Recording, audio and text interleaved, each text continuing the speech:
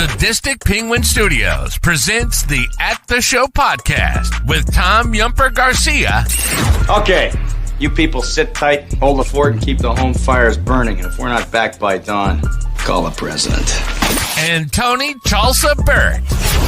I don't know this industry jargon, YP, MP, whatever, okay? All I know is that I cannot get a record contract. We cannot get a record contract unless I take these tapes. It's almost time, so grab a drink, get your popcorn ready, and join the film discussion with two guys from Chicago talking movies.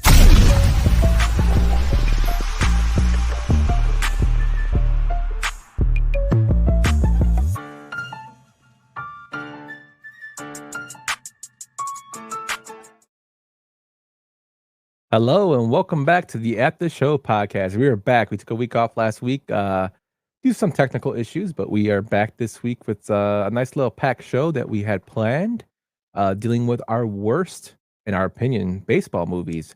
I'm one of your co-hosts, Tom Yumper Garcia, and I'm with my other co-host, Tony Chalsa. Bert, how you doing, my man? I am doing great, and I'm excited for this episode. I feel like I've been waiting in the bullpen for 2 weeks, and I've just got lots of stuff, lots of cool stuff, and I'm excited to talk about it. As am I, my friend. As am I.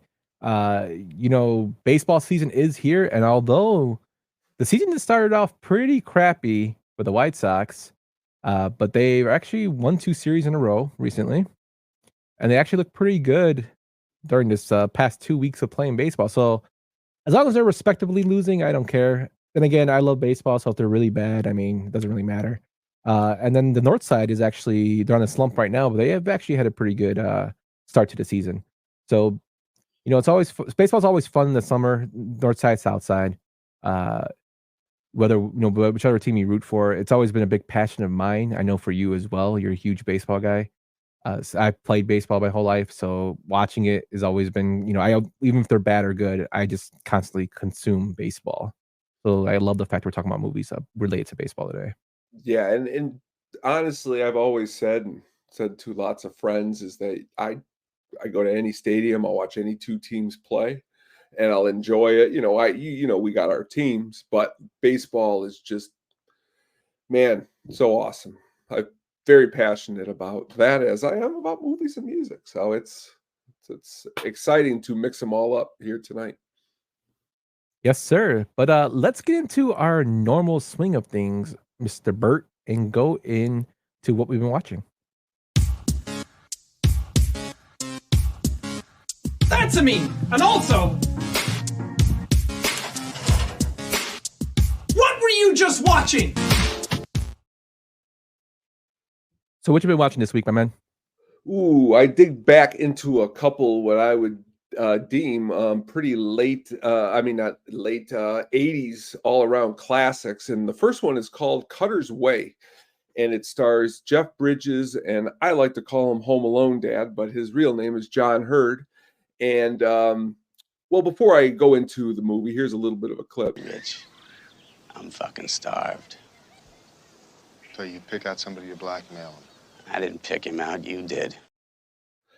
It is a neo-noir type of thriller, okay? And what it pretty much is it's a pair of friends, and they are pretty much trying to solve a crime that has gone on in town. But what is really awesome is the performances of both Bridges and John Hurd. Again, a lot of... the reason I even fell into this movie is that I'm somebody who, for a long time, I would go to let's say IMDb, look up Jeff Bridges, and then just start going down his list and trying to find movies. And when I saw a movie called Cutter's Way, and then John Hurd, and as you can see with the clip, the real reason I'm playing it is him with the eye patch. It adds to the movie. There's a lot of awesome dialogue, but it's definitely one that... what I was going for tonight was some deep cuts that I wanted to bring to the forefront. Have you ever heard of this movie, Yump? No, I have not. And man, John Hurd, I'm looking at the pictures right now, is super young in this. Oh, yeah. Also long hair. He usually has the short hair. He does. It's kind of crazy. There's a film, I can't remember it off the top of my head, where he actually plays like a psychopath. he has I think it's Julia Roberts or Gina Davis is in it, where she plays I know his what you're wife, talking about. It and is, like it's, actually, it's Goldie Hawn, and it's called well, he did in this movie, you might be talking Mhm, about a different mhm. movie, but it's called Deceived, and, he plays a couple at least the movie I'm thinking of, I'm looking at it right now from 1992, but he's also in Chud. You ever see Chud?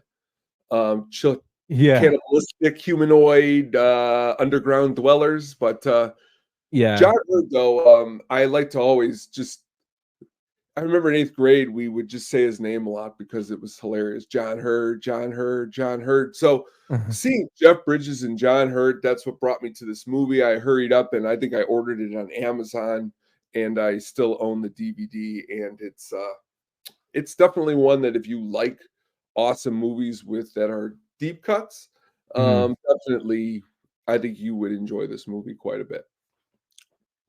Definitely, And I will check it out. yeah, and my second pick, which I definitely know you definitely would love to hear your reviews of this movie if you've never seen it. This movie is called The Wraith. And this movie stars Charlie Sheen, Sherilyn Finn, Randy Quaid, and Nick Cassavetes. Sherilyn Flynn was great in Fatal Instinct, which was a great spoof with Armand Assante. But that being said, before we dig into this really quick, here's a quick little clip.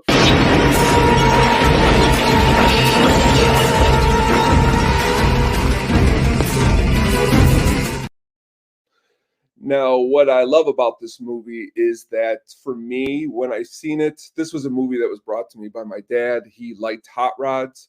So this movie is loaded with awesome, awesome hot rods. And there's a lot of cool race scenes. And the way it's filmed, it says it's independently filmed. I've watched this movie quite a lot. It does not give me those vibes. It gives me vibes that it was probably was a theatrical release.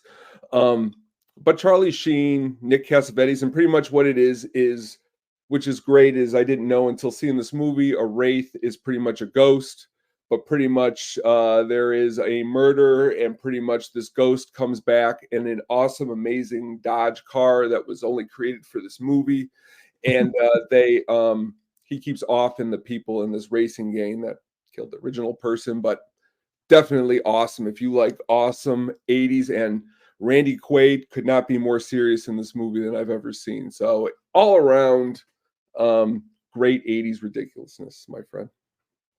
Nice, nice. That Wraith definitely does look awesome 80s.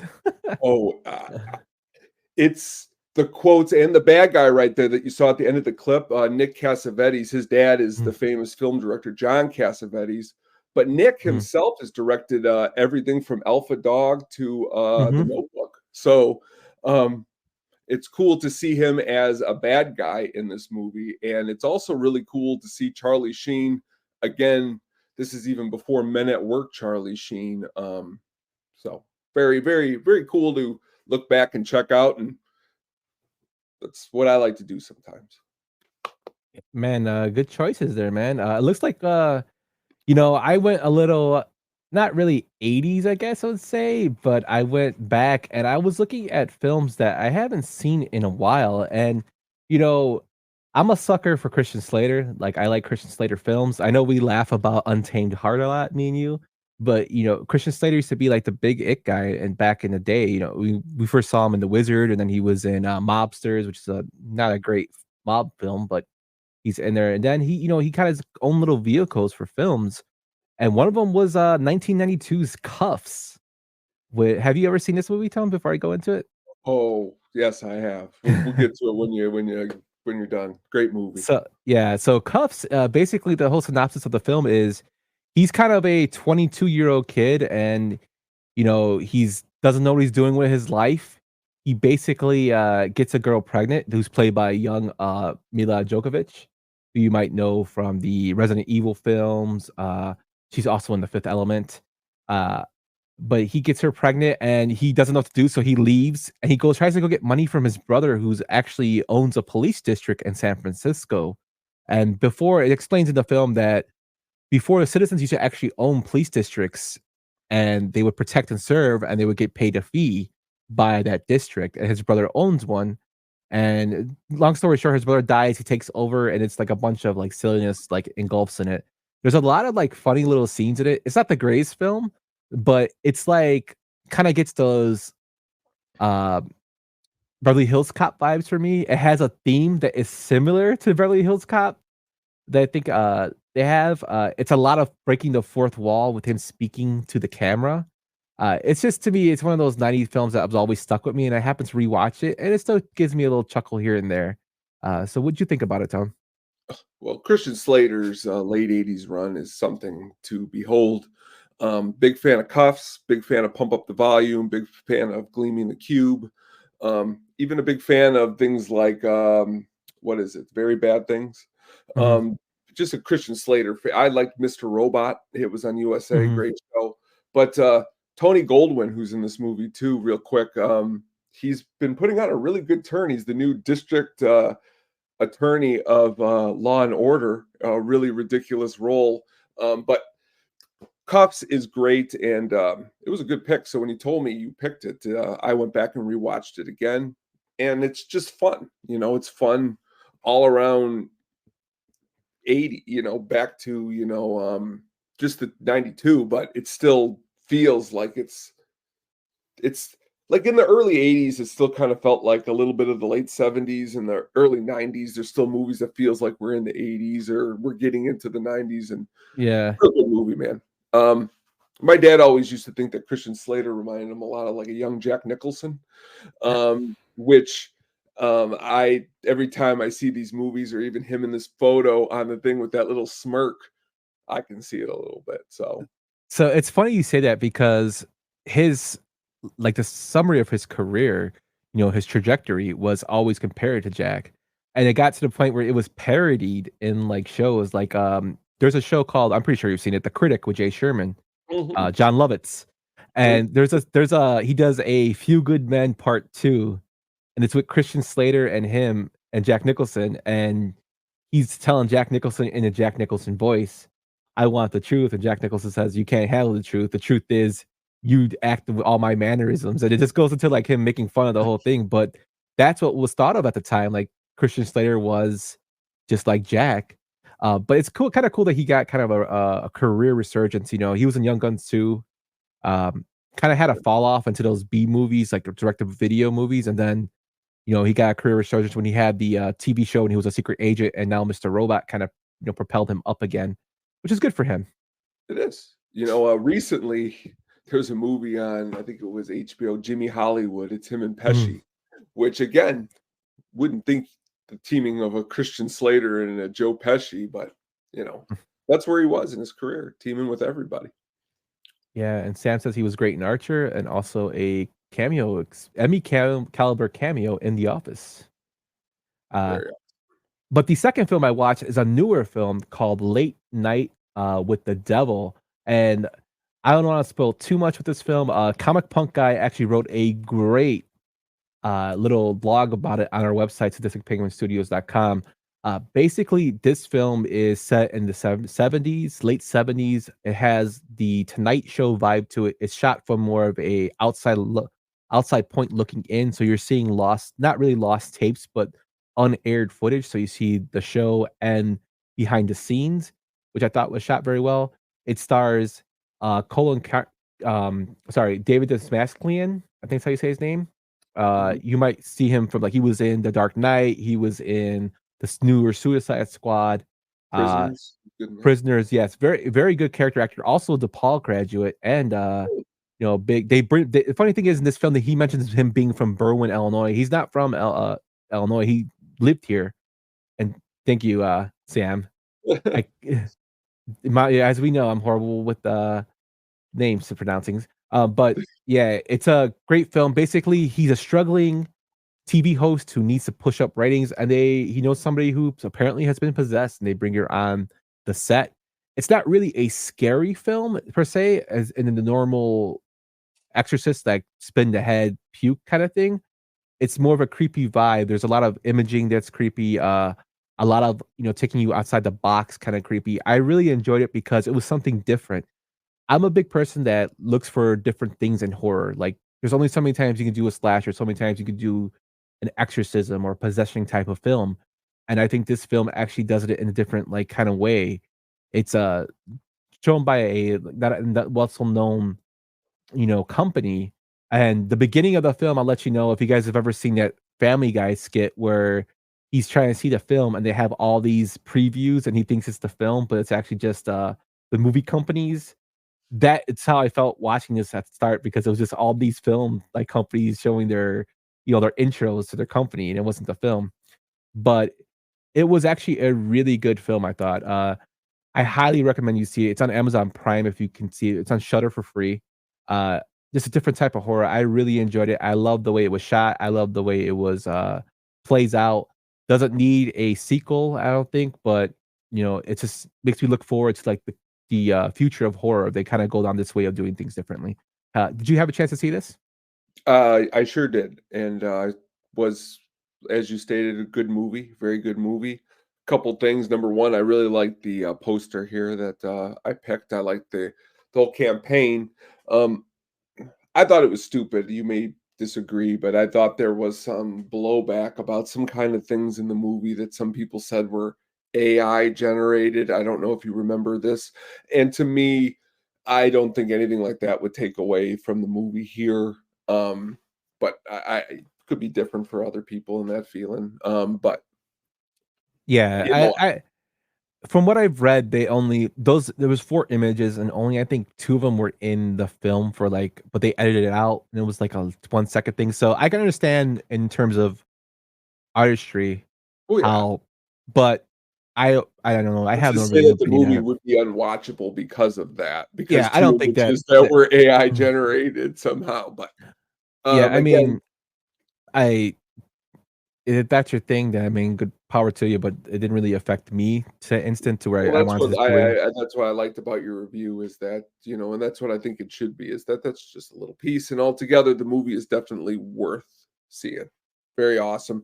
And his performance is, it's definitely, I would think, in the horror genre, one of the best of the last year. Yeah, and I really liked Rhys O'Teary, his guy Gus, Mhm. his performance, his sidekick. It was just a total like it reminded me of the old school like TV shows like Letterman, and of course it's him competing against Carson. It's around that time, and Carson's mentioned a lot, but it reminds you like the stuff that I grew up on watching because there was so many TV like late night TV shows. Now there really isn't like the predominant besides Colbert and Fallon. But back then there was so many like Letterman, and then you had Craig Kilborn, and then you had Leno, and then you had Conan O'Brien. All those shows were all into one. And then you had George Lopez somehow get into the game. So it's just crazy that it kind of brought me back to them. But I think it's shot very well. So if you guys haven't seen it, you want to see a new different of horror, check it out. Also, if you're thinking about interesting in watching it, read Comic Punk Guy's blog. He did a really good job of breaking it down without spoilers. He's a real big fan of this movie. He says he watches it like every other day. Uh, so check it out if you get a chance. But that's what we've been watching. Let us know what you've been watching over at the show pod on the Twitters. Are you ready to get into these baseball movies, my friend? Oh, I'm ready. Let's do it. All right, let's get into our first one here with this. Hello, son. I'm looking for Henry Ruhlenfurter. Reifenboozer. Rosenberger. Tardenhoser. Hey, way to go, Runnermucker. Ruhlenbruder. Come on. 1993's Rookie of the Year, directed by Daniel Stern, in his only film directorial film. It starred in films such as Home Alone 1 and 2, City Slickers 1 and 2, Celtic Pride, My Blue Heaven. He's also the voiceover for the original Wonder Years, which many people really don't know. The film stars Thomas Ian Nichols, Gary Busey, Dan Hedaya, John Candy, Daniel Stern, Amy Morton, and Bruce Altman. The movie had a budget of $14 million and a box office of $56.5 million. So when we did our movies that we liked last week, and I mentioned that I was a big fan of Little Big League over this film, the reason being, I think, is Thomas Ian Nichols annoys me in this film a lot. I rewatched it. It's not a horrible film. It's just to me, it's just too many annoying things that happen. Also, like the whole fact that he throws the ball underhand at the end of the film. I know somebody made an edit in it that where the guy hits a home run and says goodbye, and there's no professional hitter gonna swing at a damn floating underhand pitch and miss it, especially if he's a big power hitter like that. That makes no sense. Uh, I understand we're supposed to suspend belief, and yes, he fell on his arm, and somehow he's healed, all tight, but then he falls on a was he fall on the ball again, and then miraculously it repairs him. Like it makes no sense there. Yeah, my favorite part of the whole film is John Candy. Oh, great in the movie. I'm just not a huge fan of Rookie of the Year. Funny story about it is my Spanish teacher in high school was actually in the film because it was shot in Chicago as an extra, and she got kicked out because they told her that to not look at the camera and say Henry. She's supposed to say Henry to cheer for him. And she, instead of not looking at the camera, she looked directly into the camera and smiled big and said Henry, Henry. And the casting director's like, "Yeah, you're out." And so she got kicked out of. Yeah, and my wife says, if I was gonna break my arm to be a pitcher, please make me a lefty. True. And this film is loved among Cubs fans. I mean, Thomas Ian Nicholas gets sings at the something stretch. He gets signings for this and whatnot. So more power to him. It's just not my thing. I was not a huge fan of it. To me, the best part is John Candy and Chet Stedman, Gary Busey's horrible lines of having the best steak since Kansas City. That's pretty much me. What about you, man? Oh my God!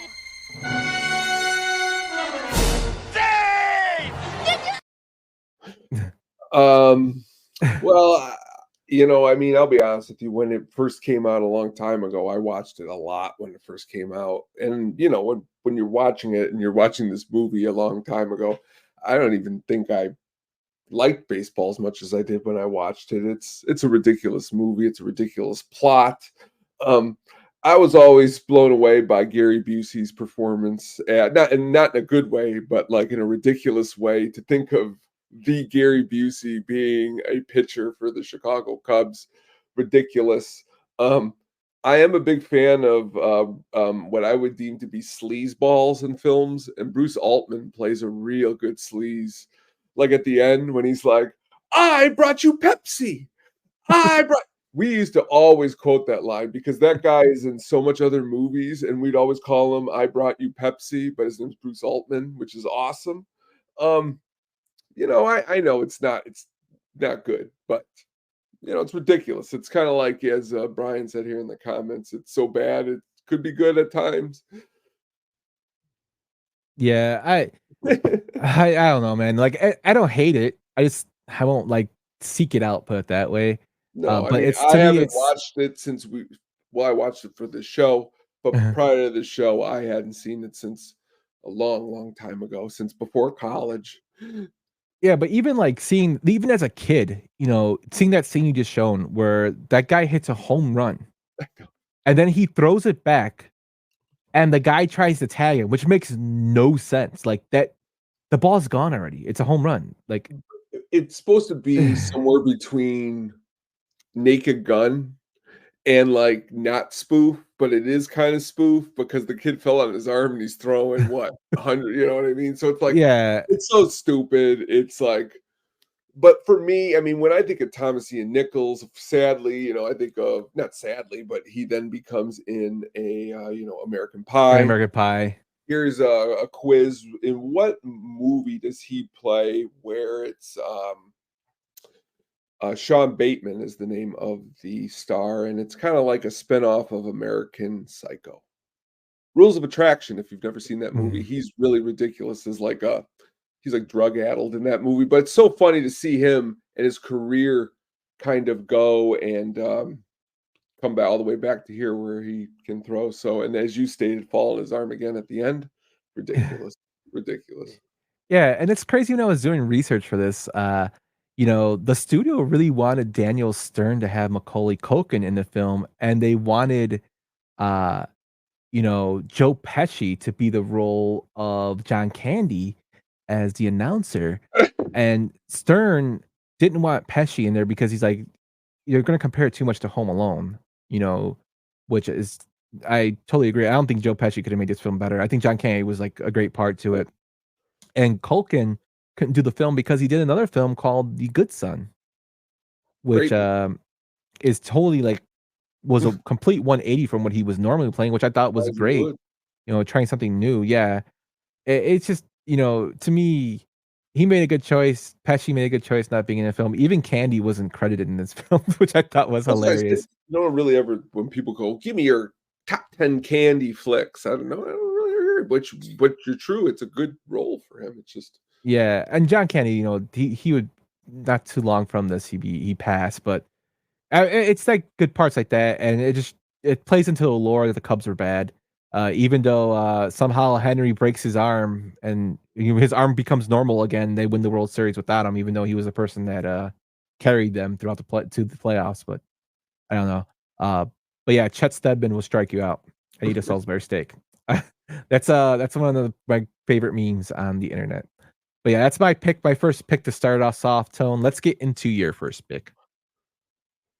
Welcome back, everyone, to Edison Field in Anaheim, California, where the Anaheim Angels are now just 2 outs away from winning their first ever World Series. Well, this will most certainly be remembered as one of the greatest World Series of all time. These Anaheim Angels have been electrified by the sensational play of their first baseman, Air Bud. 2002's Air Bud 7th inning fetch. This was directed by Robert Vince, who directed masterpieces like MVP, Most Valuable Primate 1 and 2, Spy Mate, Snow Buddies, and Space Buddies. A lot of like animal comedies. This movie stars Jeffrey Ballard, Jay Brazel, and Jason Bryden. It was a DVD release, Tone, so there is no box office for it. And thank God. That's a lie. There was a lot of box. They're hiding those numbers. Probably in the negatives, my friend. So Tone, tell us everybody why you picked this film. Well, I mean, I'm laughing here because this is amazing that I get to talk about Air Bud 7th inning fetch. I picked this movie because, well, by the fourth film in any series, you're really, really stretching what I would deem to be just really stretching for anything. And to not put this even in the top 10 of worst baseball movies in itself, I feel would be a crime because it's just really bad. But the cover here, I mean, you got to admit the raccoon holding the ball there. It's kind of, it's kind of cute. Maybe he may help out the White Sox. They may be able to use his arm. But that being said, here's Kevin Zegers, Zegers, or however you say his name, who's in the movie. He has a connection to our main man, John Carpenter. He was in his movie In the Mouth of Madness, which that's the connection to the other things that we enjoy here. You're not going to find many more connections, but I just find it to be, the movie is a really poor performance in baseball. And it has actually nothing to do with the animals that actually play the game. It's actually the humans in the movie are just so stupid. Where the raccoon, by the end, you're really wishing that it throws the ball at one of these people. But that being said, please stay away from Air Bud 7th inning fetch. I'm sure, Yemper, you've seen this movie multiple times. I'm sure you're a big fan. I've seen this movie one time, and it was to view it for this show. It is very bad. I took that scene out from, the announcer announcing that they're going to, they're in the World Series, which cracks me up because they're in a day game, 1. 2, Buddy is a first baseman. The dog's name is Buddy. He's a first baseman. And I'm just like, this is just, it's totally like, the original Air Bud when it came out, I could see it because he hits the ball with his nose. Yeah. But this one is just like, oh my God, it just looks ridiculous. It's a ridiculous film.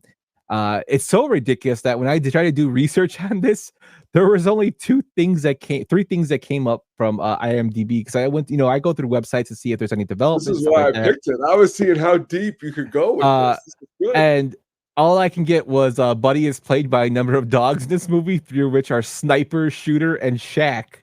That's a, and then he, he led, and it says that the only thing that parallels real life is this film was released in 2022. Buddy played for the Angels. They won the World Series, and in 2022 they actually won the World Series. And the other one that I found was Kevin Zegers, Shane Salgrig, Jane Brazu, and Frank C. Turner are the only actors to appear in each of the first 4 Air Bud movies. So that means there are more than 4 Air Bud movies, and God help them. There sure are. There are, well, let me just tell you, there are 1, 2, 3, 4, 5, 6, 7. There are over 10 Air Bud movies and counting. Because they now get into the Christmas. It's just a big Air Bud. You think Marvel has a universe? I mean, Air Bud's universe is actually bigger than Marvel's universe. Oh my God! If they're making money, man, you gotta do what you gotta do. I know there's a certain audience I you don't can know if shoot they're for. really making money, and I don't know why there's been so many, and I don't know why. But again, it definitely needed to be in the top 10. Maybe they're tax write-offs. I don't know. Could be. But yeah, I don't know, man. But speaking of crappy movies with animals, we can just go straight into my movie. Let's do it. Next pick. Give me that Devo gun. What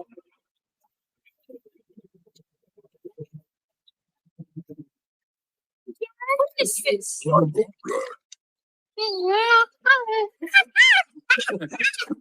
Monkey.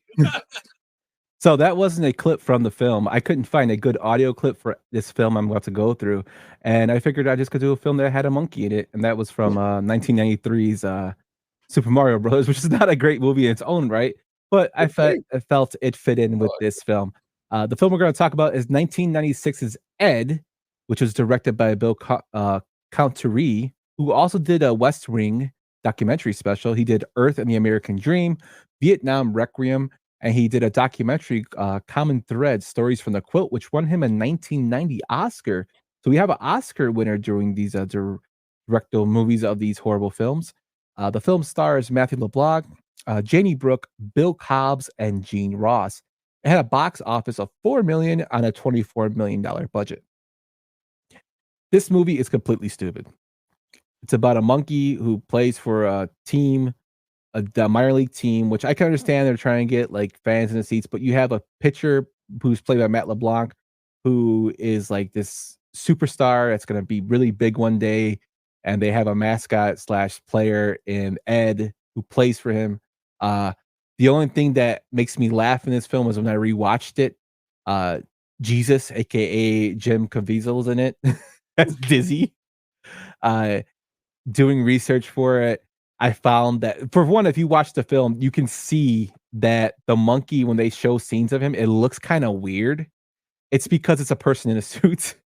Oh God. It's a person like half suit, and they shot it up, which made me laugh. Also, Matthew Perry was actually considered for this role, but his buddy Matt LeBlanc took it. It's a horrible film. I don't encourage anybody watching it. If your kids love it, they love Justin Checks In, check it out. But to me, like this and Most Valuable Primate were like really, really bad films. What'd you think about it, Tom? Oh, well, it's pretty much one of those where it pretty much killed his film career. Let's start right there, because he never really does much after this. In film world, he does Red Shoe Diaries 7 after Ed, which, I mean, he was in, which, I mean, it's not the worst, The Lost in Space with Gary Oldman. He is in that, but he's a backside character. But again, no film career, and I think it's really because of Ed. Jack Warden, though, I'm a huge Jack Warden fan. He didn't save the movie by any stretch, but seeing Jack Warden in anything, it made it the 10% or 5% Rotten Tomatoes gave it, which is really, I don't like to look at those scores and really use it as a judge, but man, it's a low score on there. And 4 Razzies, it's just not a good movie in any way, shape, or form. Yeah. No, I don't hate Primate Sam, but I do hate I don't even hate bad movies. This movie's Well, just bad. Like, tell me you didn't see the new. You haven't seen any of the Planet of the Apes movies. So yeah, now we and you know what?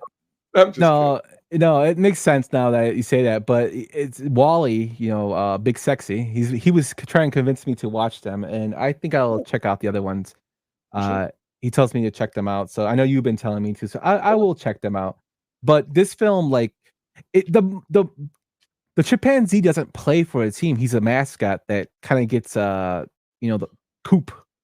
Deuce Cooper over the hill, and because he chokes under pressure, so they bring this mascot in to get him to pitch well, and then he rooms with them, and the owner tries to. I don't know. It's just, to me, it's just unnecessary. It's a tax write-off movie, in my opinion. Poor Matt LeBlanc, because this is like right when Friends was like in their heyday, like they were hot, and it makes me laugh because this film came out in '96, and I think Matthew Perry went on to do a film that I actually like a lot called with Salma Hayek. What was the name of it, Tone? You know what I'm talking about. Fools Rush In. Fools Rush In, yes. So one of them got the short end of the stick doing the film there in '97. I like Matthew Perry quite a lot in that first whole 9 yards. He's pretty fun with that with Bruce. He's got a couple movies. He did fail with Chris Farley and Almost Heroes, but that being it's cool still though that he was able to get where unfortunately poor. Would you say though Schwimmer has had? I mean, where would you put Schwimmer? Would you say he's had it better than these two? To me, like, I think Perry probably is the most successful one. I would say is Aniston, then probably Cox will probably come in second if we're going down the cast. Then Perry, and then Schwimmer. LeBlanc definitely at the bottom, even over Lisa Kudrow has probably a better career than them. Schwimmer, he doesn't really do too many films that I can think of the top of my head besides 6 Days, 7 Nights. Did he do the For Weddings and a Funeral? Was that him too? I believe so. He's got a really, really great, ridiculous role in that. The one Iceman with the Michael Shannon. He's like, again, a side role, nothing that you would ever remember him in. But again, it's cool to see he still shows up, but unfortunately, Ed grounded Mr. Matthew Perry. Not Matthew Perry, Matt LeBlanc. I got excited thinking about Whole 9 Yards still. Yeah, and totally agree with Brian. His best role is in Band of Brothers. He plays a complete ass on that film. Too. That last scene with him where he's like on the back of the truck and the truck's like, oh, that's great. Great stuff. Yeah. But yeah, definitely Ed is definitely a stinker in my opinion. But it is what it is. Man, we got some real winners. We had 2 films back to back that involved animals. But let's get into your next pick though. Watch this. Watch. Here you go. I'll tell you what. This is what I'm telling you. If he throw another curveball, I'm gonna slap the shit out of you. Mr. 3000, released in 2004, directed by Charles Stone II, who also directed films like Drumline, Paid in Full, Leela and Eve, and also the Crazy Sexy Cool TLC story TV movie. The film stars Bernie Mac, Angela Bassett, Michael Respioli, Brian White, and Paul Sorvino. The movie had a box office of $21 million on a $30 million budget. Tone, tell everybody why you picked this film. Well, I picked it because I really hated on this movie pretty hard when it came out. I love Bernie Mac. So even trying to pick these movies out, I really did not want to go. I love this. I saw this in theaters, well worth the price of admission. Saying this isn't good. It's really, honestly, because I love having fun. So like the truth of the matter is, like, if I was sitting here with Sam and we were watching this movie, we would have a blast. But it's just not what I would deem. I had to take this quote because this is something I think you'll enjoy. One reviewer compared it somewhere between the dumb frat house of Major League and the schmaltz of The Natural, which it means that, it's got some laughs, but then it also tries to grab you by those heartstrings and make you think a little bit. And I think I've gotten that in some other baseball movies, and I don't think I want that from Bernie Mac in this movie. But honestly, good soundtrack. Um, I also did notice though, like how many movies has "Let's Get It On" been in? Because it's in this movie, and off the top of my head, in a lot of love scenes. Great soundtrack though, if you like awesome soul music. And I found this to be hilarious, which I want to ask you if you would like this movie more. You might even like the movie. You haven't said it yet, but Travolta turned down the main role that Bernie Mac was slated for. So I don't know if that would have made this movie better or worse. Yeah, I don't. So this one, I don't hate as much as you do. I don't think it's good per se, but it doesn't bother me as much. I love Bernie Mac. I've always loved him. Bernie Mac was a huge baseball guy. He's a huge Sox fan. Okay. Yeah, and John Travolta did turn down this role. Also, Richard Gere and Denzel Washington were set to film this role at some point. And Bernie Mac being a Sox fan, uh, awesome. Hello, Vinny. My wife says Vinny says hi. He says he'll subscribe to you on Kids YouTube. Oh, Hello, Vin. But yeah, he trained with the Chicago Cubs for this film. It's just, the sausage guy who's in the mascot, is played by Dane Cook, who I always did not like his comedy. I know Bernie Mac is probably giving him, some exposure, just the way Damon Wayans gave Bernie Mac exposure and money, more money, as a small role. you didn't like Good Luck Chuck? No. I never really You know what liked he is Dane actually Cook. really ridiculous, and he's not good. You ever see Mr. Brooks with Kevin Costner, where he's like the killer? He's in that. Yes, I Jackie have seen it. Aprile. Yes, it sure is Jackie. Yeah, that's Aprile. Becca Brolly. Yes, is it That's before why I he picked got to this the mob? photo. Good eye. Before he got into the mob, it's also Grandma from Rounders. Excellent that movie. Yeah, so this film, there's a lot of I understand. There's a lot of stuff that actually came to fruition in the future.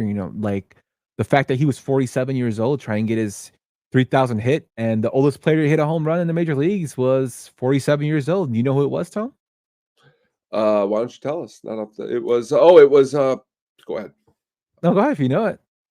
I don't. I was gonna. Julio Franco, who was the ageless wonder, former White Sox legend. Yes. Now there you go. You got. Yeah.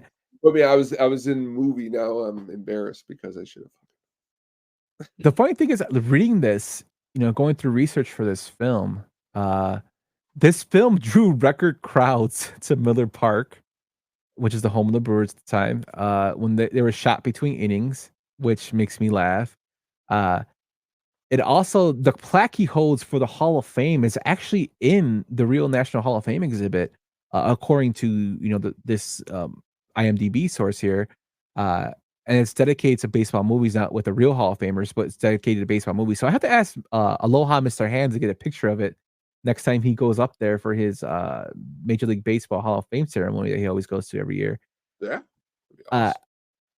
Just watching this film over again, Paul Sorvino looks totally uninterested in it, and it kind of plays. I can understand why, because it's not that great. It's not bad, but I mean, I'm trying to pick this was a hard because I can't even Air Bud. If we were to watch it, we'd laugh. It's not like I hate this. It's it's just not up there with the ones we did last. It's not up there with the last list that we put together.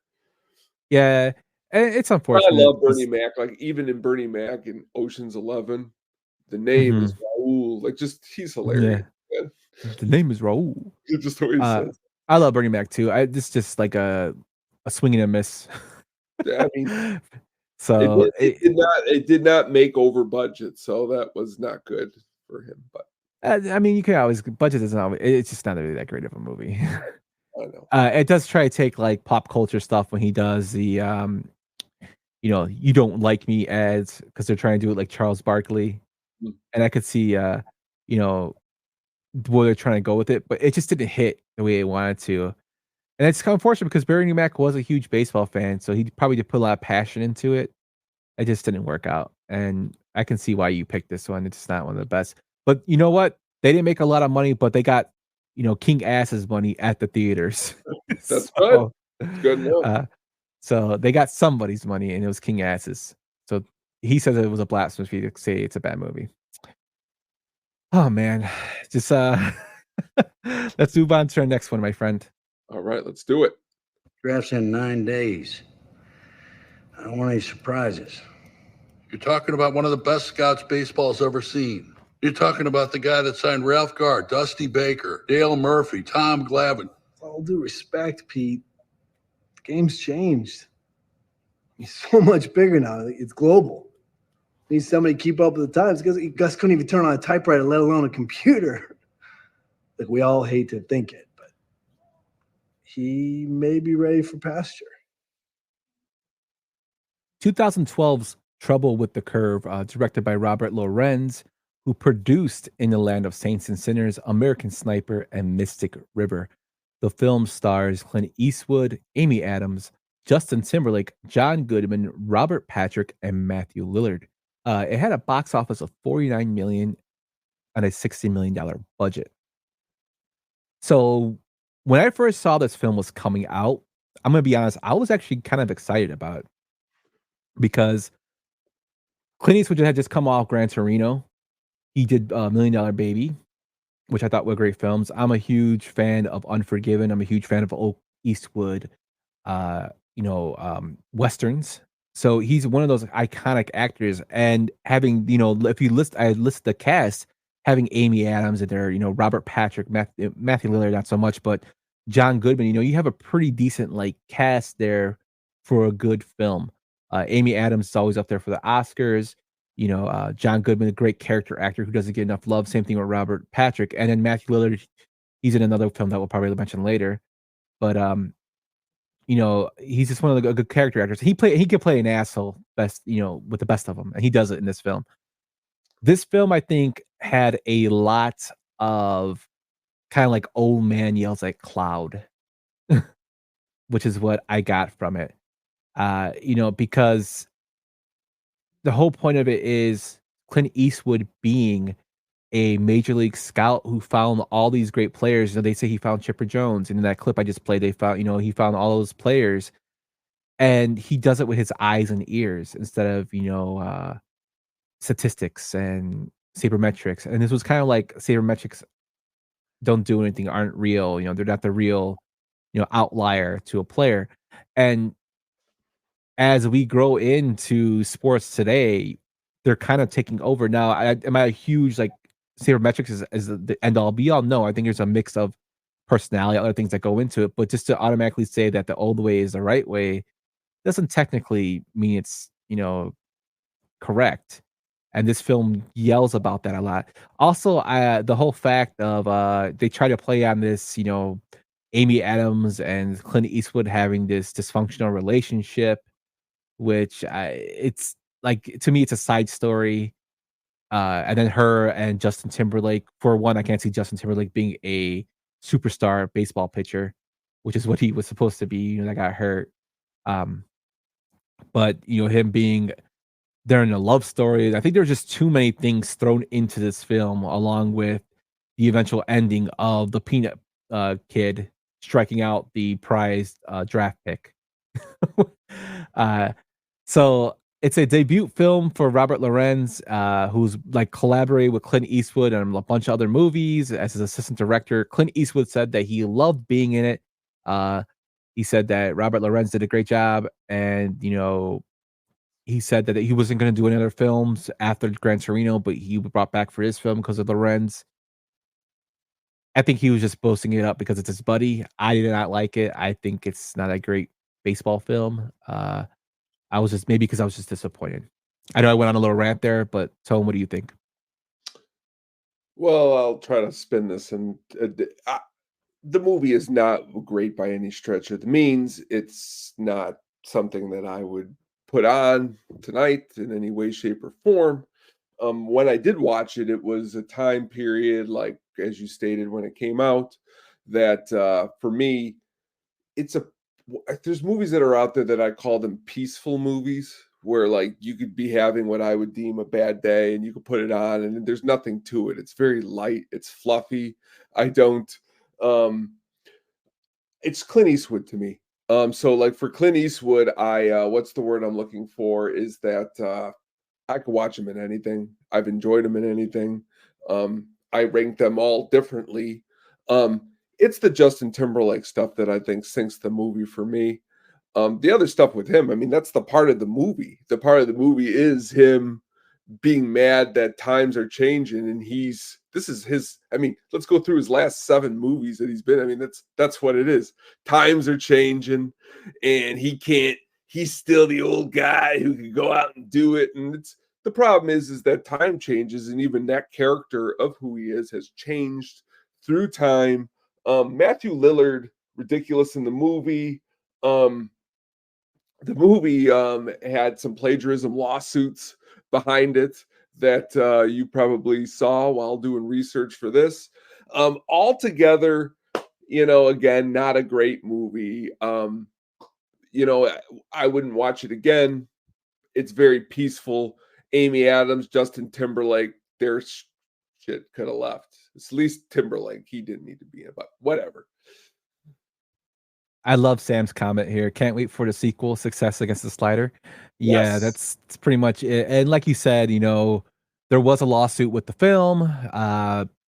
Also, for the role of Mickey, who's Amy Adams, Sandra Bullock and Reese Witherspoon were considered for the role, along with Amy Adams. Bullock backed out due to scheduling conflicts, and then the role was given to Amy Adams. I mean, I think Sandra Bullock dodged a bullet on this one. Also, in the scene, there's a scene where they actually go swimming, Amy Adams and Justin Timberlake.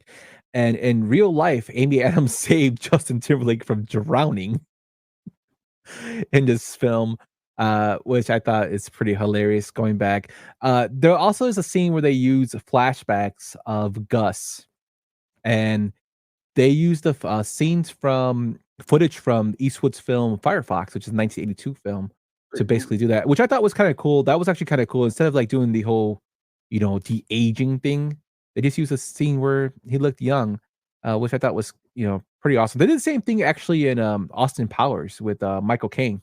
They used an older film for him when the car blows up. It's actually an older film scene of him as a young person, which I thought was pretty cool. Clint Eastwood became available for this movie when the planned remake of A Star Is Born, which we know Bradley Cooper and Lady Gaga went on to do, was put in a turnaround because he wanted Beyonce to film in it, and she became pregnant. So, we can blame Beyonce for this film. No, I get what you're saying as far as being peaceful. To me, it's just like I watched it again for this review. Goodman. I love Robert. I love him. So I love him too. But like I know it doesn't add up to this being at all a good movie.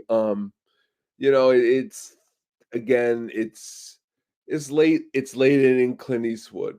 Have you ever seen The Mule? Yeah. I mean, it's okay. I mean, it's not great. This is again, he's got one more supposedly coming out, and I mean, he's what, 94? I mean, what are we thinking here, man? I mean, we're lucky. That's the thing is you look at it 2 ways. Lucky we get something, or he should have done nothing. I don't know. Yeah. I mean, he could be like, I don't know. I don't know. Sometimes it's good too to kind of ride off into the sunset. Well, that's the old saying. Is it better? I mean, he's not hurting for money. Out or fade away. Yeah, he's not. I love Highlander. He's not hurting for money. I mean, like that's the thing with De Niro. It was like, oh, he's in all these horrible. De Niro's got some financial issues that are going on with him. Well, like, look at his divorce. Gene Hackman hasn't done a role in 20 years. He's supposedly living off the grid somewhere. That's what Eastwood could have done. He could have just been peaceful, but maybe he likes the action. Maybe in some action he should stay home though. Maybe in this one he should have just missed. I saw Highlander Ricky Bobby. It was the shit. Oh my God, Sam. But yeah, that's my little rant on Trouble with the Curve. Let me know if you agree with that. Yeah, De Niro did lost him a lot of money in his restaurant business. Also, his divorce took a lot of money from him. But he kind of like has done good films. I mean, the film Killers of the Flower Moon was a film he just did, which was good. But I mean, I get what you're saying. As you do want to see the stars of past do something. I think Eastwood's best stuff is when he's behind I the would camera give right now. Eastwood though a lot more better than De Niro. I mean, De Niro. I mean, I wouldn't put Clint has done a Righteous Kill. Clint hasn't done some of Pacino's territory. I mean, Clint. You don't find Clint in what's the one where the two Adam Sandlers and he plays his sister, Jack and Jill or Jack and whatever. Jill, Like, yeah. you don't find Clint in that. Well, he So wasn't Casper. well, that was actually on my notes right here. That what's hilarious.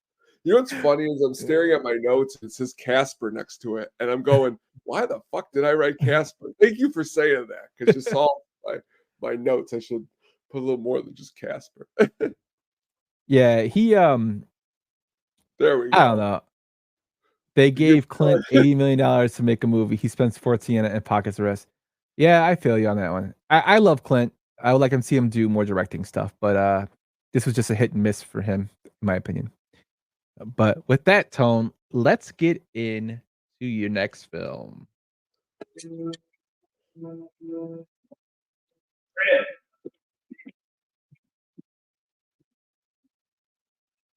know what we get to do today, Brooks? We get to play baseball. 2002's The Rookie, directed by John Lee Hancock, who also directed The Blind Side, The Highwaymen, The Little Things, and Saving Mr. Banks. This film stars Dennis Quaid, Brian Cox, Jay Hernandez, Rick Gonzalez, and Rachel Griffins. The movie had a budget of $22 million and a box office of $80.7 million. So this movie made some money. So tell everybody why you don't like this film. I like how you said the movie made some money, and then right above the title it says Walt Disney. So it's like, oh man, Walt Disney comes out with a movie and it made money. I mean, most Walt Disney movies make money. Number two, they should have got Randy instead of Dennis for this movie. That would have been this movie awesome. Movie, I mean, man, if you're gonna, and I hope you don't, if you say you like this movie, and I don't know what you're going to say, what are you going to say? Let's hear. No. We gotta go. It's your film. Okay, You go because if you put The Natural down in any way, but then you say this is a good movie, it's a clown. Your Natural argument has nothing to stand on. This movie is ridiculously schmaltzy.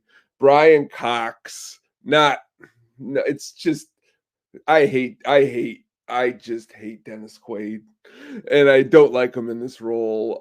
And I think it's just there's so You really much. hate Dennis Quaid? Wow. Not really that much. I just hate his late inning. Oh, father. Oh, he's the pitcher. Oh, this is such a great story. But The events of this movie are incredible. In this house, Jim Morris is a hero. Okay. So, one of the reasons why I don't hate this movie, I don't like it better than Natural. I don't really like The Natural. Well, I know you don't. I just think if you but movie, I will. The reason this movie I guess would be better is because I guess it's based off a true story of Jim Morris, even though it's like there's a bunch of continuity errors. I'm sure. I'm sure Brian. You know what? No, you go on. I'm sorry. Brian Cox. No, it's okay. I'm just saying. I love when they say it's a true story. Like, oh man, he was a little boy, and this throw is exactly like it's a true story. But there's I mean Jim Morris was a real player. It's embellished, of course. Well, he was. And so was Rudy, right? Yeah, but Rudy is he was offsides. This guy actually played in Major Leagues. Well, he did, but it wasn't like, oh my god, everyone bought his jersey. It was the highest selling. Oh jersey. No. Let's make a Disney movie, and now it's 80. It was a Disney movie. Yeah, it was a Disney movie. It's the whole point about it more when he was playing the game. One thing that sticks out about me about this film is I remember when this film came out, I was a junior. No, I think it was a senior in high school. And we our bookstore, we had a bookstore at our high school, used to have a sign out and it says, I went to Rita, so St. Rita, see St. Rita's, her appearance in The Rookie. And I'm like, what the fuck is St. Rita doing in a baseball movie? That was all. And then the film opens with that, cool. St. Rita of Kasha. And I'm like, oh, that's kind of cool. So that always sticks out to me. That's a reason why I'm like, oh, that's kind of cool. As far as the film, it's just it's like tries to be a happy, feel good film. You Last year know, in the classroom, had to watch it with the students, and it was during my succession at the end. So Brian Cox is the father. It just, I think it was, to me, it was like very Remember the Titans ish, which is you want to know just what's funny what. is that you say if you like if you don't like the natural. Looking through my notes, I went through a couple websites for this, and one of the things it says is it shares similarities to the natural 1984. Well, that's what As I they was are saying. both So, like, 35 years old rookies who portrayed by 47-year-old actors. I think I would like the movie more if it wasn't. I don't like when Quaid, and he does this a lot in later movies, where he's like, just like really like, I'm determined, and like a better actor in the role, I could see me liking the movie more. For me, I think Quaid is what does it for me. I think if I'm trying to think of somebody who I, Jim Caviezel. I'm not saying he, but like just Quaid, just something about him in the role. But as stated here, um, I will worship Rachel Griffith. She is awesome in the movie, and I'm a huge fan of her in lots of movies. And so, yeah, that's just unfortunately, Yeah. sadly, it's the because this is the second problem. Here we got some pictures here, side by side of Mr. Quaid and Yeah, but you can't go off yeah, that because it's a true story. It's so yeah, true. but I mean, if you're gonna say that, like, there's certain people who like in films that played another character, and like the real Oh person is yeah. ugly as hell. Like, Uh-huh. okay, you wanna go? Let's go to a film like Mask, for instance. And we always talk about 1980, 80s movie Mask. They Yep. made Rocky Dennis look 10 times worse in the movie than they really looked in real life. Well, but the difference is like, okay, recently, I didn't pick it for one of my movies, but I watched the Bob Marley biopic that just came out. Really not good in my opinion. But that being said, he didn't really look like Bob Marley. I believe in the essence when you go back to a movie which I know you despise, The Doors, and you look at Val Kilmer, he looked just like Jim Morrison. Now He you was the might best like, part of the movie. well, that's it. Here, what's his name looks like more like David Wells, okay, which I guess if that's what we were going for, we could have got Danny DeVito, which would have probably been better. But that being said, I see why people enjoy it. Katie knows I'm what's up. She says she always associates Dennis Quaid with The Parent Trap. That's a great movie. See, my wife, she's very she is into Dennis Quaid, so I could imagine her. And I could respect Caitlin enjoying the movie because I could see why watching this movie. It's one of probably out of all the movies we've went through tonight, probably the one that definitely has the best message in baseball. Yeah, I can't say like, oh, because they Dennis look Quaid. I differently. was just wanted to go on a rant about Dennis Quaid. Uh, So I probably but should have picked another movie. I apologize for you. that's not good. But in terms of like going side by side, like I can't really fault them for that because you're portraying a part. So I know you can like if we're going to a serious movie like what we did Oppenheimer. The Mhm. way Robert Downey Jr.'s character is portrayed as a real person, or the person who portrayed Albert Einstein, how much he looked like him. That's fine. Like that's a more serious movie. I don't think they were trying to win Oscars with this film. They're just trying to make some money and have a good Oh, feel you know good what? I'm gonna story. remember down the line when we watch another movie and you there's an actor that doesn't look like the actual part, and you're like, he didn't look like the actual person he was supposed to. So, don't worry. Yeah, no. You can do that if if that film is supposed to be taken seriously for Oscar. This No, was then supposed to be taken seriously. it was not. It was not supposed to be taken seriously for Oscars. It was made by Disney. This is before the age where Disney was up for some Oscars, but I could imagine if this movie comes out this year, they're hunting Oscars with Quaid. There you go. I'm going to one of these days. We're going to do an all Dennis Quaid show. I'm just going to hear you rant about There Dennis is Quaid. good movies. Interspace. I can go on for some good flicks with Dennis Quaid. So Jaws 3, even I'll watch 3. I liked him in Frequency. Well, Jim you're back to Jim Caviezel again. So you went. Yeah, I liked him in that film though. I thought it was a pretty crazy story. I didn't think it was horrible. Dad, Dad, is Yeah. that you, Dad? Yes. And then here's him again, typical Quaid. Chief. Yes, He calls him son. Chief. He calls him Chief. Yeah, Yes. yeah, Chief. Day after But tomorrow. Day it's a after good tomorrow. Day After Tomorrow. That's a good movie, and my wife showed me that movie. That's a classic. Producers contacted Royce Clayton, the first batter Jim Morris faced in the major leagues, and got his permission to use his name, etc., for the film. It actually took Morris 4 pitches to strike him out. Clayton managed to hit one foul, but it was too difficult to film a ball going foul as they left it out. That to me is stupid. Also in the film, it says it was shot in 2001 when in reality it was 99 that this was actually taking place. The film actually says this was like in 2001 at the Arlington. So A-Rod wasn't even on the team when this film was shot. But apparently he was in the movie. That's the little things that I didn't like. I was just like, okay, which is fine. They're going to take, they're going to embellish. Do I hate this film? No. Do I think it's great? No. The one cool thing I will give it is that they got to use the Tampa Bay Devil Rays logo, which I used to have this Fred McGriff Devil Rays jersey that I enjoyed. But maybe I was a little harsh on Quaid. I'm gonna have to go back to the drawing Leave board. Quaid alone, man. Leave Sorry, him alone. Quaid. You know, He was the best guy around. What about the people he murdered? What murder? you blabbed about Mars, Quaid. You blabbed about Mars. Oh, that's different. Every time you kept saying Quaid, that's what I kept thinking about. You blabbed about Mars, Quaid. Oh my god. Man, so I didn't expect Tony to go all ham on Dennis Quaid, but here we are. that was it. That was the peak of my anger on the show. That was it. But if you hated this film, I wonder what you think about my film. Here we go. They say 1 in 6 big leaguers played in the Cape League. And I can't count all the ones I've seen play on this field. Bagwell, Bell, Biggio, Nomar, Movan, the Big Hurt. I've watched so many dreams come true and die on the ball fields of the Cape. Hard as it is to believe, now it's my turn. Now I'm the guy the scouts will be watching.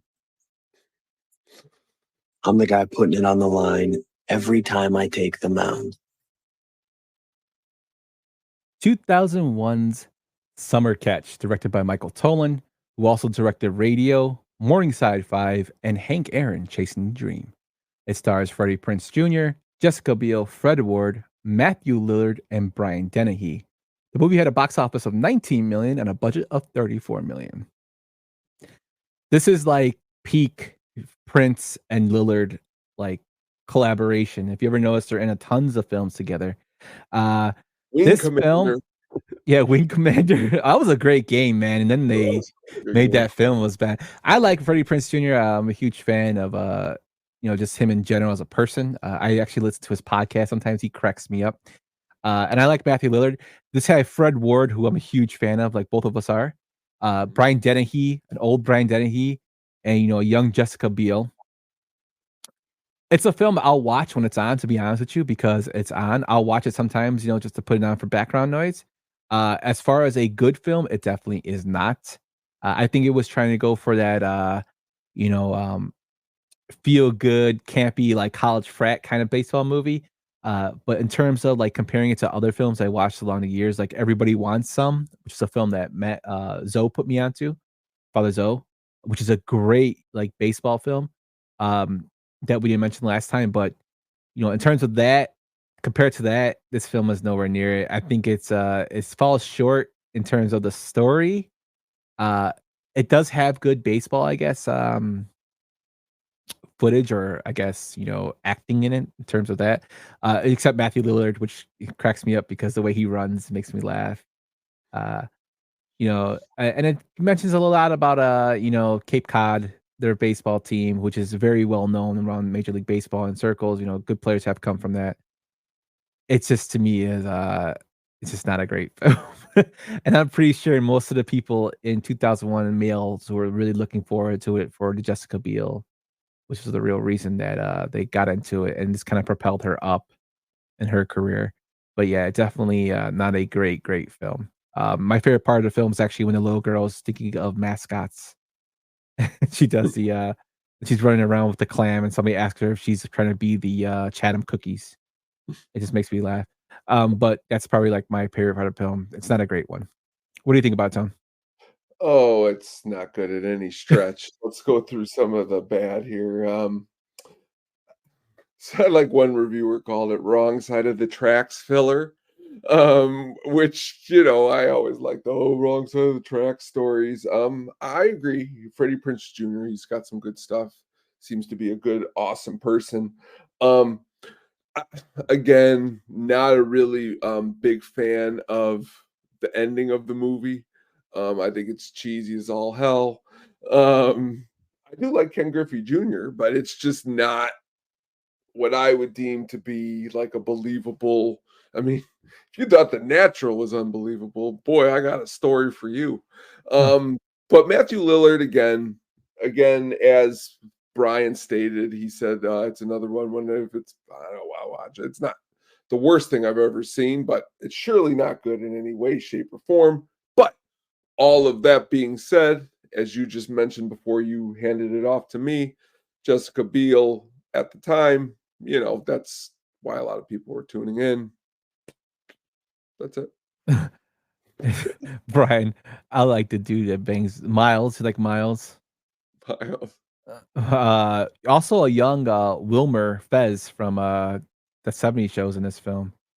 Some uncredited people in this movie with John C. McGinley and Beverly D'Angelo and a couple small little roles. Yeah, which means he was trying to like go for that college like frat boy feeling, which is what I get. Funny thing is Kirk Gowdy, who does the announcing in the film. I actually like that part. He was in the film with Hank Aaron appears as a scout, and he called Hank Aaron's 715th home run, which broke Babe Ruth's record. So I thought that was kind of cool. There's some parts in it that are okay, and then the rest of it's like I think Fred Ward. They make Fred Ward to be an asshole, and I'm like, why is he an asshole? Because he drinks. The whole like Freddie Prinze Jr. and his dad kind of thing it kind of makes me think that Freddie Prinze Jr. just feels sorry for himself too much in the damn movie. Needs to grow up. About Mr. Iron Eagle? He's in the movie. His what is it? Jason Giedrick as Mike Dunn again. Iron Eagle. Yeah. Yeah. Oh my God, is the brother? Yeah, Brittany Murphy. A young Brittany Murphy. Yeah. Man. It's also the guy from X-Men. I forget his name. Is in the film. He plays Jessica Biel's dad. You know what I'm talking about? Yeah. He plays the senator in the film. What the hell's his name?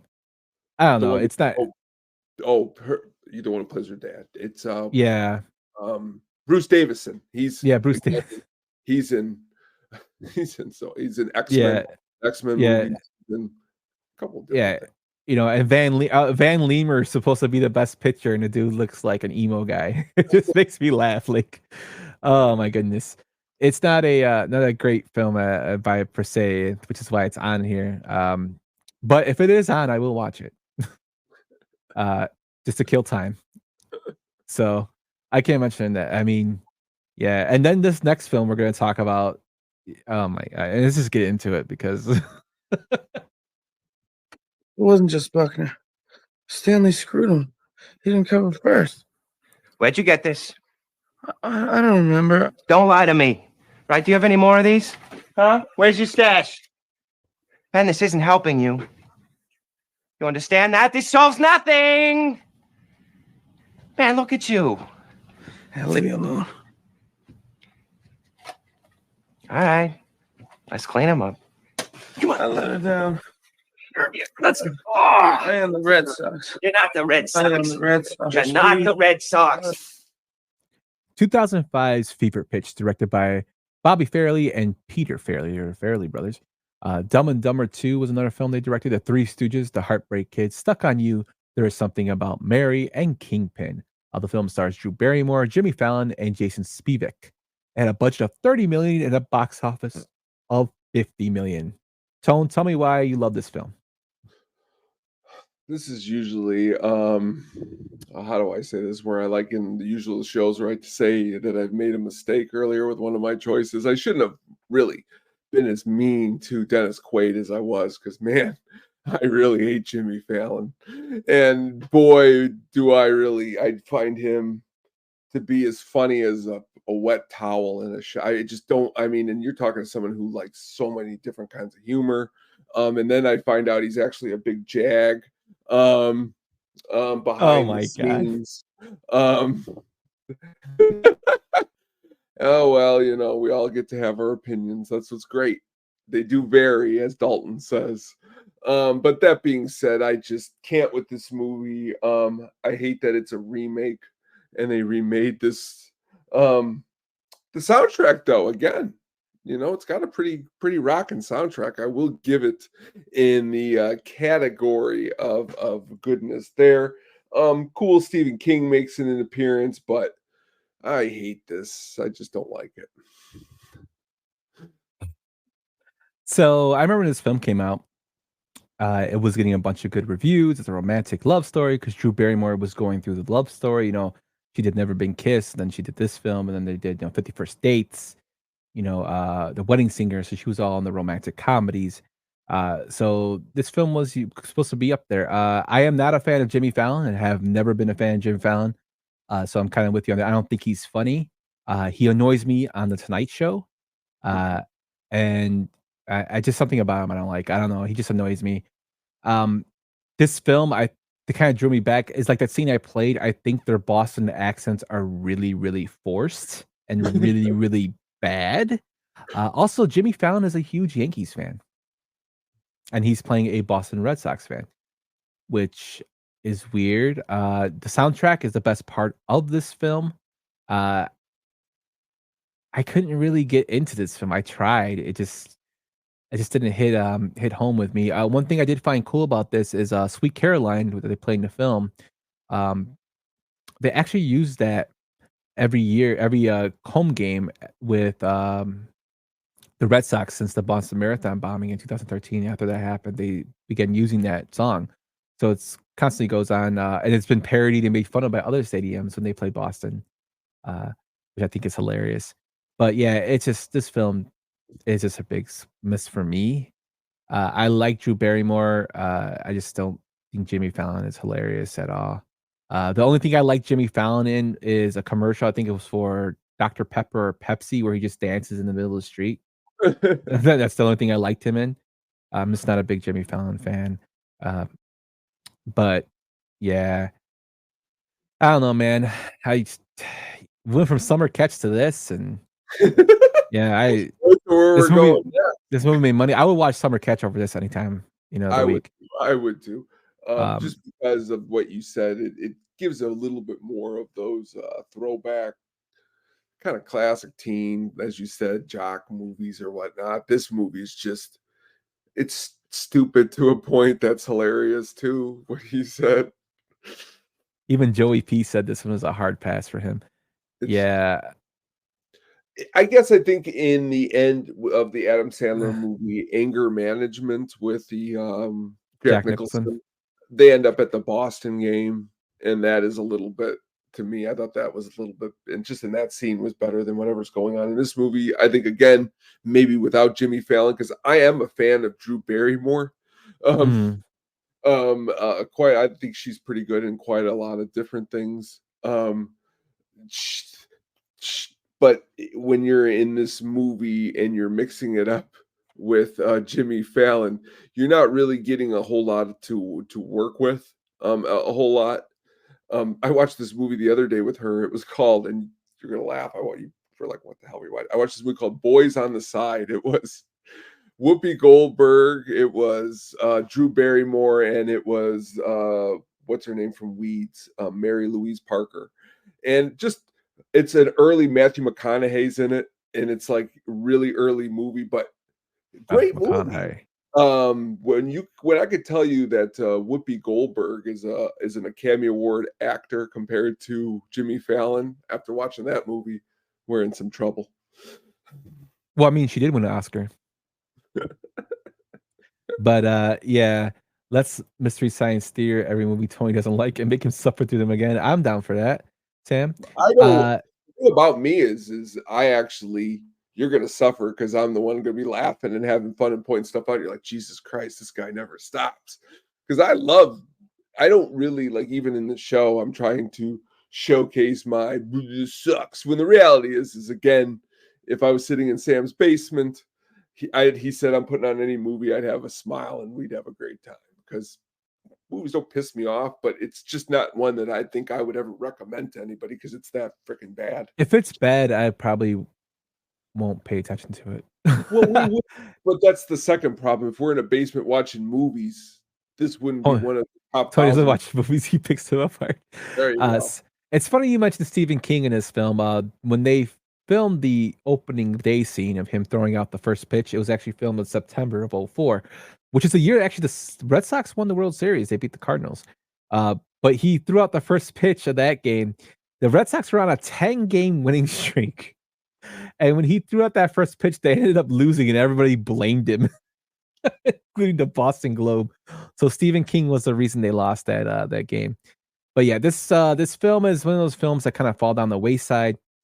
To me, it's not a. It's when I think of baseball movies, I definitely don't think of this one. And again, I'm not a huge fan of Jimmy Fallon. I don't know how many times I can say that. He's just not funny to me. But to each their own. If you like it, I'm sorry. But that's the one thing I think the one thing that I think probably between both of us that would differ is that I probably have sat through a hell of a whole lot more bad movies than you have because I'll watch anything where you probably be like, if you could go now and you knew who Jimmy Fallon was and you saw this on the shelf and we weren't doing the show and you'd never seen it, you probably never would watch the movie because it looks bad. Like I won't say that because I'm not a huge fan of Will Smith, like as an actor, but I'll watch his films. I'm not. Now will I run out and watch the first day? No, but as an artist and like as an actor, I will watch his film. De Niro fan, are you going to watch some of those straight to DVD De Niro movies? I'll see them. Yeah, I'll watch them to see how they are. I mean, I watched Kurt Russell's 3,000 Miles of Graceland. But that's the thing is like okay, like if I go right now and I'm going to look up De Niro, which he's come out with so many movies, you're not like, what's the word I'm looking for? Like pursuing them? Yeah, and you're not going to be, what's the word I'm looking for? When you have free time to watch a movie, you're not going to go to, here we are, Amsterdam, The Comeback Trail, The War with Grandpa. You know what I mean? Like these aren't movies that but if they're on TV, I'm with you. I watch them too. Yeah, but I'm not gonna seek them out. But I mean, I don't know. I'll try it. And if it's good, it's good. If it's not, it's not. I mean, I don't know. I didn't like this film. Is we'll watch anything just to give it our. Yeah, but speaking of films that I really disliked, we can just get into my next film, which is that David took his first step down the road of greatness.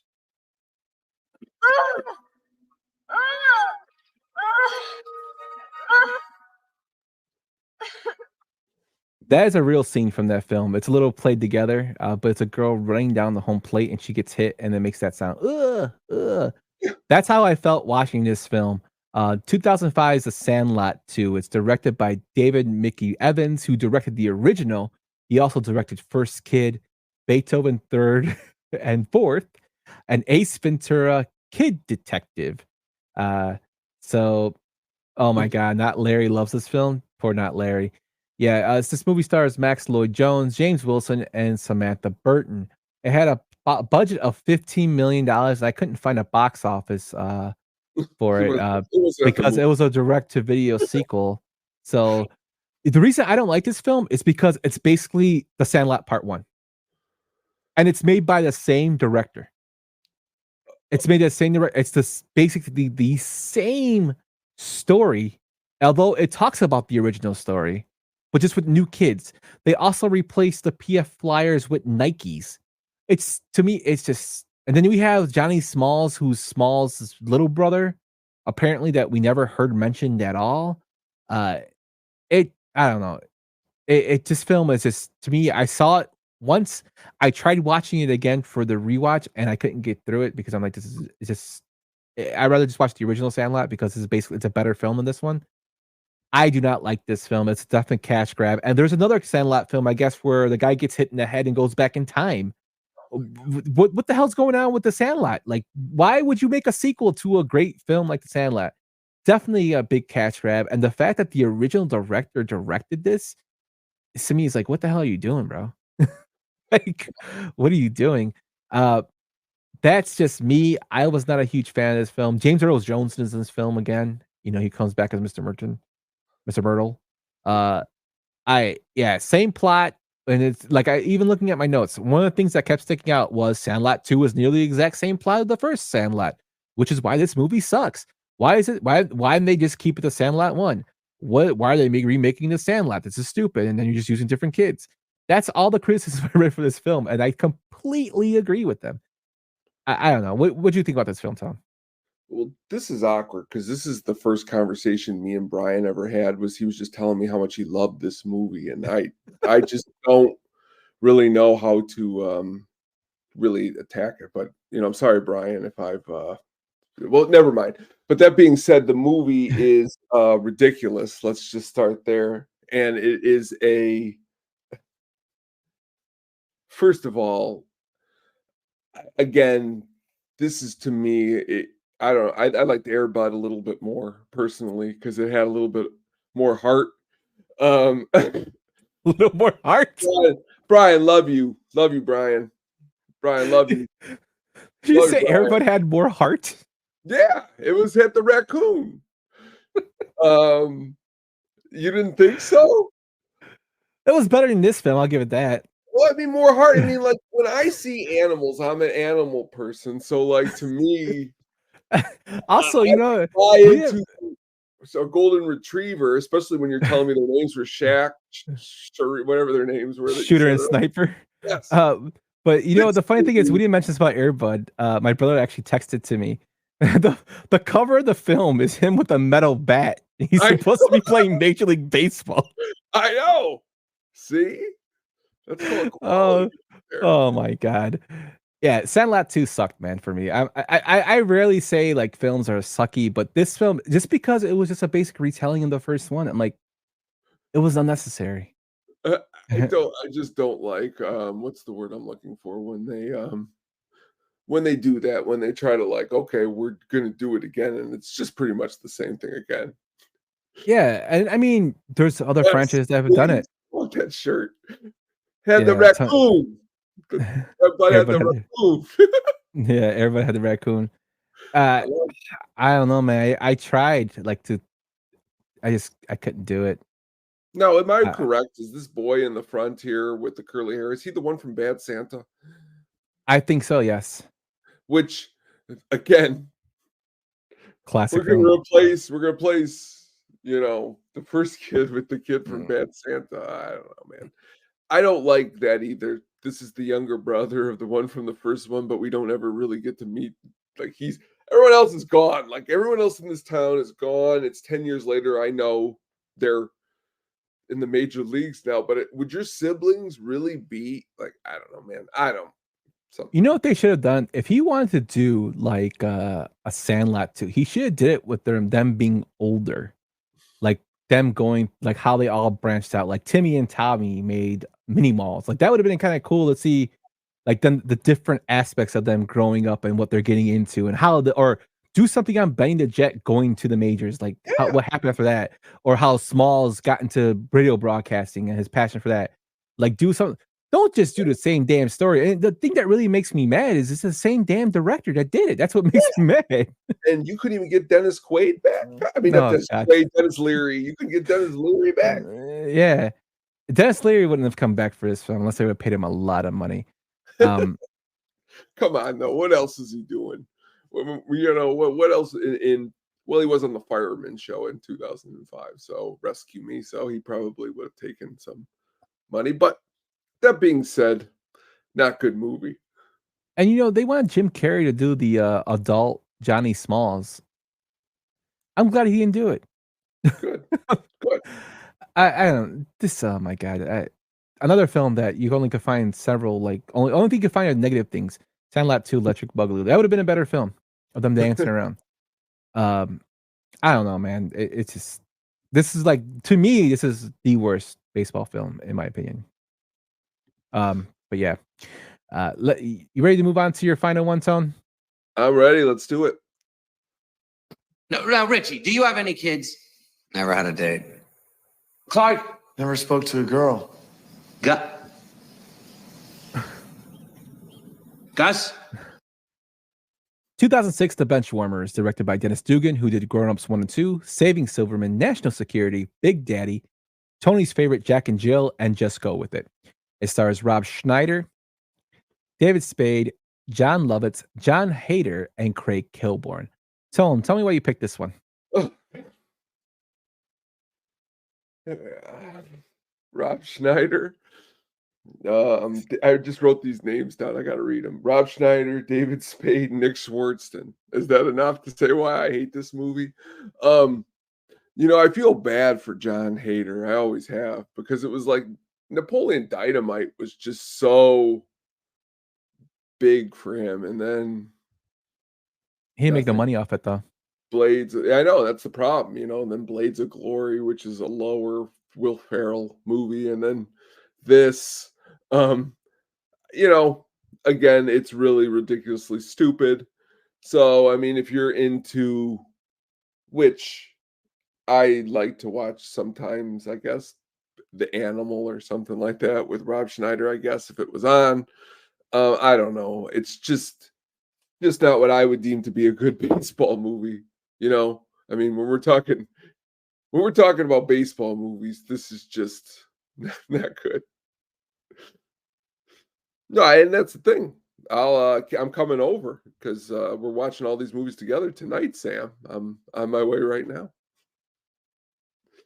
So this film, I don't hate this film. I actually, it's kind of enjoyable to me. It's stupid by far.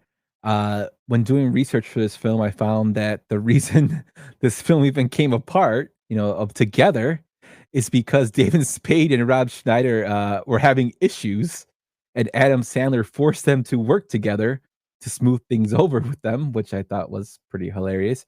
I do like Nick Swartzen. I think he was hilarious in Grandma's Boy, Happy Menace and Vehicle. Yeah, what's great is when you can say somebody's good and it's like one movie. Well, he's also in Gay Robot, which is a TV show that I thought was hilarious. I think he's pretty funny. He's in a lot of trouble right now because he went to one of his comedy shows drunk. Yeah, but I feel what you mean about John Hader. This film is not. It's corny, but it's also really weird. Like John Lovitz's character has a robot. Like it's got it's strange. Not really. It's like it would be like I'd feel bad about my pick if it didn't get a 13% on Rotten Tomatoes, and someone didn't say it's the morphing of the Bad News Bears in a Three Stooges episode parades its dumbassness with such stip that it almost passes for clever. So I mean, the thing about it is it could be considered that. A lot of thought went into this film. It's like The Animal or Deuce Bigelow, I mean, it's going to have some. Oh yeah, I mean, that you were going to laugh at, and I like Nick Swartzen, I guess. In what's the one? I Love You, Chuck and Larry. So I guess he's not bad in everything. Also, one of the scenes I do like is when Carlos, when they have Carlos, when they're getting their ass kicked, and they go and the coach goes to to get the guy, the 35-year-old guy Carlos, to come in and play. And the way they get him into play is he has a picture that says "I am 10" with a $10 bill to the umpire. The umpire opens it up and he just takes the "I am 12." Thank you, Sam. He takes the $10 bill, puts it in his pocket. He's like, he's got documentation. That part makes me laugh, and the hope they just get him loaded to where he just throws up. But when he hits the home run and he does a little dance, that makes you. And then they have him carrying around the flag, with the Puerto Rican flag, which always cracks me up. That cracks me up. I will tell you this: I will watch The Benchwarmers 100 times out of 100 over Sandlot 2. And I'll tell you, I will watch Trouble with the Curve 100 times over The Benchwarmers. So I'll watch Trouble with the Curve over 100 times over Sandlot 2 too, because it's so bad. Sandlot 2 is the worst of. I mean, again, if it wasn't for the cute raccoon, Air Bud 2 would, or 3 or 7 or whatever Air Bud it actually is. But the thing about it is that like with all these movies, man, that's the thing about, as Dalton says in Roadhouse, man, opinions vary. So many good, but some of these movies are just bad. Also, it makes me laugh too in the film that Terry Crews is a guy who was bullied by Rob Schneider when he was a kid. I'm like, what? He's like, he was such a bully. That makes me laugh. And then the principal makes him run away. But yeah, it was Sam loves this movie. He says it was so great. It's not the greatest film, but it wasn't the worst in my opinion. But I can see why you don't like it. Brian says he would rather watch Trouble with the Curve. He actually says I'd rather get a colonoscopy than watch Trouble with the I Curve. mean, it's just like I know it's not something that you're looking for, but I can't ever imagine that anybody who would ever take a film show seriously would be like, "Man, the bench warmers. This is." Oh no, definitely not. You, I mean, I'm not saying. I'm just saying out loud. Yeah, but John Hader does a lot of voiceover work, and I think he made the right choice because it kind of takes him out of that. Unfortunately, he was Rob as I Schneider, say, have you seen some of his comments lately? He didn't believe in the vaccine. He doesn't. He's a jerk. I know he's an idiot, but like when you watch a movie, it's kind of like Michael Jackson. Like you kind of think about some of that stuff, don't you? Oh yeah, I mean, how can you not? But but go on. Yeah. No, yeah, John Hader does voiceover work. He kind of got like stereotyped into the Napoleon Dynamite, like you said, and same thing with Efren Gonzalez who was Pedro, him too. They got kind of stereotyped in, and it's kind of unfortunate because Hader didn't really make any money off Napoleon Dynamite. I think he only made like $1,000, and the film made millions, and he only made $1,000. And I guess he just took these roles to make some dough. I don't know him. Get that money. But I phoned Tony. I have to do it. I have a thesis that every half mission would be Oscar contenders. Dad, we're gonna get you on for a Happy Madison thing. Love Happy Gilmore. Love Big Day. I love pretty much a lot of. I love Grandma's Boy. I love, as I just said, Chuck and Larry. I love. It's just some of the ones that are like branches out. Like what's Bucky? Those are the Happy Madison films. Bucky Larson. That movie's bad. One of the newest Sandler movies. I loved Hubie Halloween. I thought that was hilarious. I don't know. He did. Spade did a movie where he was Dickie Roberts. Childhood star. Yeah, that's the one I'm talking about. And he had rubber gloves on. Joe Dirt. There's some hilarious stuff. The bad guy in Cobra's in Joe Dirt. Yes, he is. Lotion on its skin. He plays the sounds of. I mean, there's a lot over there. Come on, baby, give it to me. All right, there's a '94 Chevy. When thinking, this is really, I'm thinking the only one that I off the top think negatively of. But yeah, and we got to have you on for some Happy Madison. They just announced this yesterday too. Happy Gilmore 2. Happy Gilmore 2 is coming up. It is a go. So, Tone, are there any films that we didn't touch on that deserve honorable mentions from you?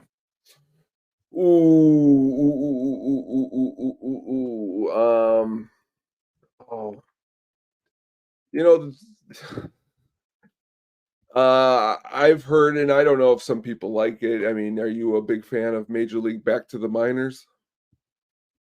It's bad, but I don't think it's like one of the worst. I mean, it's not bad. I mean, I'm just thinking of movies that wouldn't be in the top. It would be more in the bottom half of bad, bad baseball movies. I mean, I'm not a huge fan of Keanu Reeves and Hardball. I mean, I love that film. But see, that's where I didn't pick. I was trying to go for things that I knew that we weren't going to. But then again, that's I love Hardball. Keanu's Canoe, man. That some people like that movie. So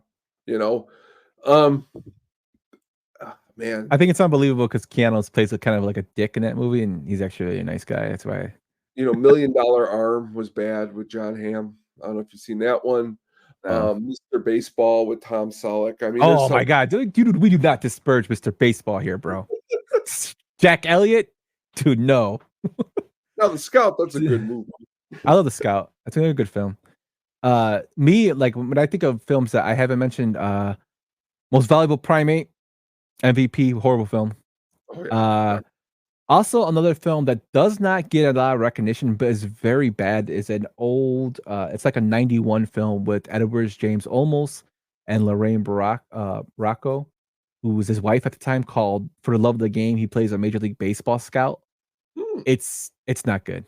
It's not good. I remember watching it, and I was just like, "Wow, this is bad." And then I watched it again. And I'm like, it's still bad." Major, get the hell out of here, Brian. But yeah, big hit, Happy Body. We don't disparage or talk bad about Mr. Baseball here, dude. No. But those are some of the films that we went into. If you guys have any ones that you disliked or you disagree with us completely, let us know at the show on Twitter or at our handles at Lil Yumper or the Sugar Baggy. Or you can let us know in the comments. We would really, really like to know what you guys think, Tone. So that's our bad baseball draft. Cotton, I hope you liked it. If you got some films, Cotton, let us know. We're gonna have to get Michael Cotton on here. Tony, I think you'll jive with him really well. He's a part of a group called the Ranters, and he cracks me up when he goes on rants. Love it. But we'll have to get him on here one of these days. But with that, Tone, let's get into our flow of things here and kind of close up shop, start getting to the end, and go into what's coming soon. Let's get ready to rumble! Coming soon. Próximamente. Coming soon. Coming soon. So what we got, Tone? We got coming up soon here, right around the corner here. We're going to be getting a brand new Beverly Hills Cop film, which is kind of exciting because it's been quite the time since we've gotten the last one. So we've decided that we are going to be going through the very first Beverly Hills Cop movie in anticipation of Beverly Hills Cop Axel V.F., which will be coming out July 3rd this summer. So we're going to be doing the very first movie, and boy, is it loaded with laughs. Judge Reinhold, lots of greatness. Pretty excited. Yep, we're gonna do. Looking forward to that one. We'll do a deep dive on that. Back to the old format. We're gonna try to go in between both formats, new and a bit old. They seem to be working pretty well. Next show was gonna be on a Sunday at 2, Tone. That is right. Yeah, so it'll be on Sunday at 2 o'clock. So if the Sox are losing, you can switch over to us and watch us. Also, just a heads up, just to close before we get to the Sugar Baggies pick of the week, we do have new merch out. Tone, do you have a picture of the shirt? No, I don't. But next week, and on our website, we will be. On our Twitter, we will be posting pictures. Well, I actually you have one there ready to go, but I'll be talking about it here while you're looking here. It's a really amazing fine piece. If you're into artwork and you're into really awesome artwork, well, here it is. And you, well, that's Steve Stone, the man, the myth, the legend, right there. By our own Keelan, from fellow Penguin Keelan, did the Enjoy the Ride photo of Steve Stone that is now available at statisticpenguins.bigcartel.com. It comes in an array of colors. Steve Stone actually it's tweeted at somebody. It said nice shirt. It's one of Keelan's brilliance, as Brian would say. So if you want to get it, pick it up on the website. Support Keelan. Yeah, it's and honestly, I shouldn't say this, but I recently bought some shirts from all over the map, different podcasts, this and there. And honestly, and I'm not just saying it because it's ours, we have the best feeling shirts. They feel nice. The Drafty Pod shirt is probably one of my favorite shirts to wear because it really feels nice. And honestly, if you want a nice shirt that feels nice, pick this up. We also have our brand new, really awesome At the Show podcast shirt here. Beautiful to see, bench warmers, not those type of movies. That's what we talk about here, So check that out too. Really, really awesome. And also coming up down the hatch this Tuesday, speaking of At the Drafty Pod, we are going to be drafting some really amazing superheroes and drafting WWE or wrestling figures, I guess you would call them, as superhero. So that's going to be pretty cool. Yeah, they're going the Drafty Pod is doing a Marvel superheroes replaced and recast by wrestlers. Which I Yeah, think we is gonna came be up with a whole new system. It was hard to. It's like going to be like bingo, where we're going to come up with. It's going to be a whole lot of stuff. It's going to be a whole different thing. So you're going to want to tune into that on Tuesday at 8. cool. So be sure to check that out. And to close us out, Mr. Burt, let's get into the Sugar Baggies pick of the week. The Sugar Baggies soundtrack pick of the week.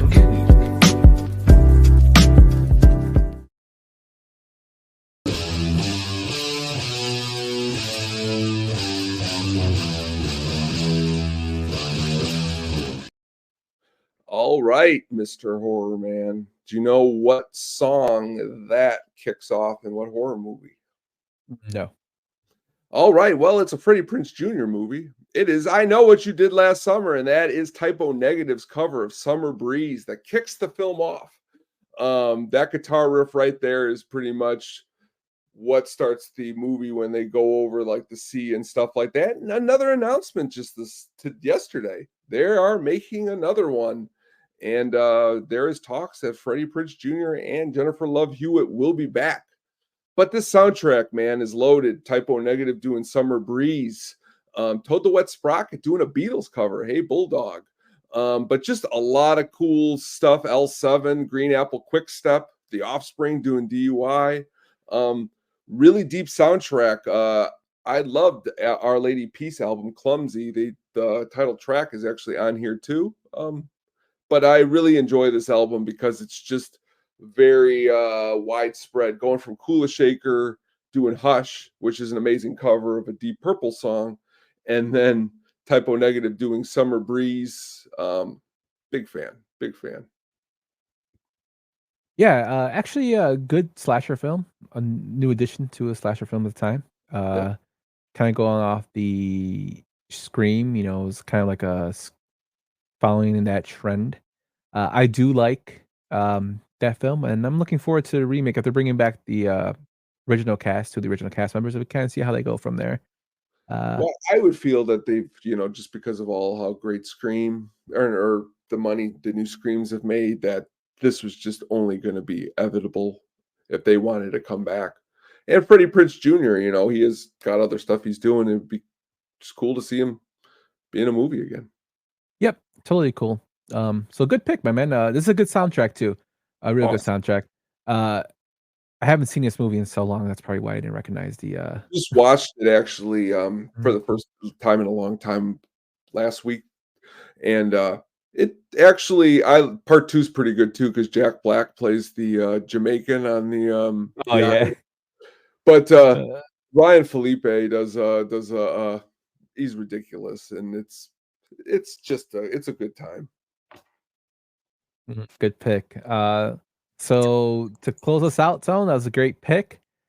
Be sure to check out Drafty Pod on Tuesday at 8:00, and also our friends over at the Asscast are going to be doing talking out our ass with Tommy Barbie, who's another funny, hilarious guy. That show is must watch as well. It's totally something you guys. Last night's show was really good. Oh, I'm sorry that it didn't go. Oh man, poor Sam. I felt bad for you on that one, man. I was there too, and I was just waiting because I was actually had to work, and I was like, and he's like, I came back to the chat like 8 times, and he's just like, it's gonna. I was just watching him. Yeah, just watching him. Like, yeah, I don't think this is gonna work out. StreamYard, boo. But yeah, be sure to check them out, and then check us out afterwards.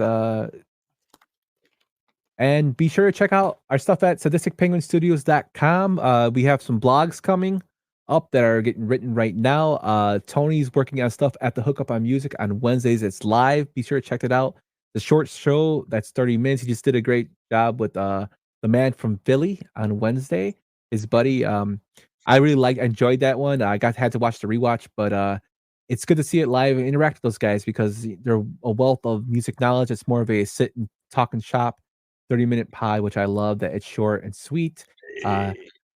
Also, really look out crazy too because real quick before you sorry. Just it's really crazy too because how I met him was just it was about a year and a half ago, posted about a movie, and he quoted on it, and then we've done like 3 or 4 episodes. So it's cool. Thanks for tuning in, everybody. But go on. No. Yeah, it was a good episode. I'm always a big fan of the banter and shooting the breeze with people. Be sure to be looking out on the YouTube. I'm going to be releasing a bunch of content within the next couple of weeks. I already have a bunch of ideas. I was discussing with Tony.